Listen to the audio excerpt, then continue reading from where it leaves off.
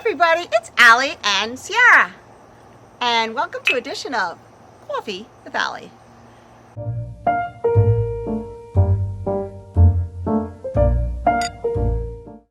And today we're going to be doing part 2 of our post-processing tips. And this is going to be really quick. We've got 3 tips for you, and Sierra's going to talk about some of how she doesn't even notice that I kind of screw stuff up. No idea. And I save it all the time. No clue. First tip, first thing, you go out on a shoot. Right.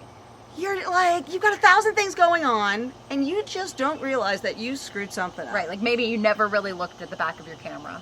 Or you Right. only looked like a couple of times or something. Right. Yeah. Or, maybe you overexposed some, you didn't realize it because the back of the camera is not showing it. Whatever. You get home, you pull your images off, and you're like, ruh-roh, Crap. I need to deliver some images. Yeah. And these are bad. Or they're not what I wanted. Right. So what do you look for so you could save something? First of all, overexposed images can almost always be saved. Oh. Really? Yes. Sometimes, if I want someone's skin very nice and smooth, I purposely overexpose them a little Like bit. if they're like a pretty princess or something? Yeah. A pretty princess. Or Like someone a with fairy? lots of skin texture. Oh. Yes, you fill in all those shadows. Right. You overexpose them a little bit. So if you wind up with that image and the expression is good and everything else looks good, but it's pretty bright, and you're shooting in RAW, because if you're not shooting in RAW, this doesn't matter. Shoot in RAW. You can save it. You would be amazed at how much information is there. You can save an overexposed image. You missed focus just a touch. It happens to me with my mirrorless.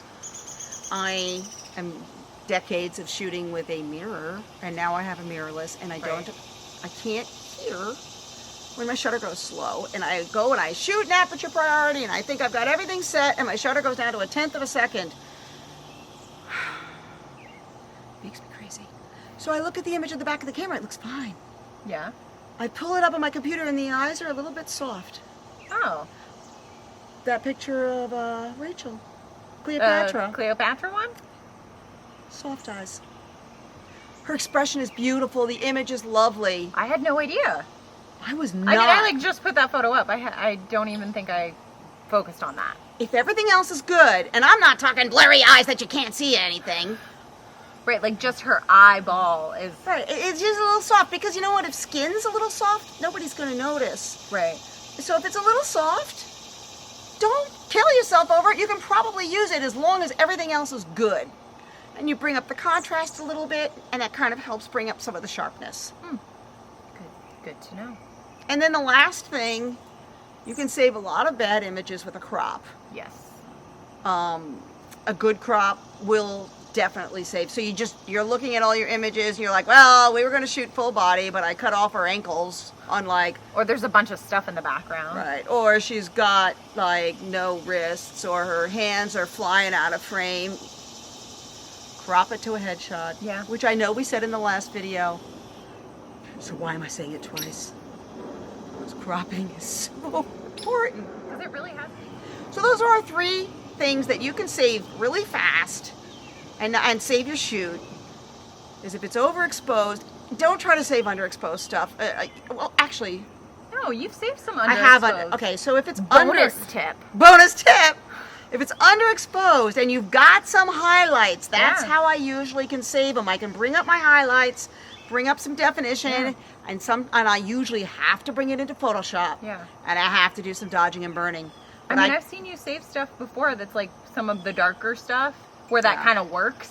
Yeah. You know, I don't know if that would really work for something that's light and pretty and of course not. right? But if you're the dark Mad Hatter, if you had fudged up some of those photos. I did. I fudged up a bunch at J.W. Cooper. Well, great.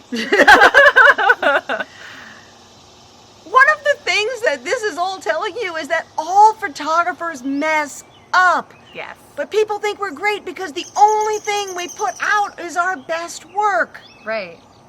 But, I mean, what you want to put out is your best work, right? Don't give everybody everything. Right. No. And that's it. Those are our tips. They're quick, they're short, and they will make your photography better. So So I hope you've enjoyed this little episode of Coffee with Allie. And if you did, hit the like. Subscribe. And ding ding ding ding ding ding. Hit the bell. Look, she's coming around.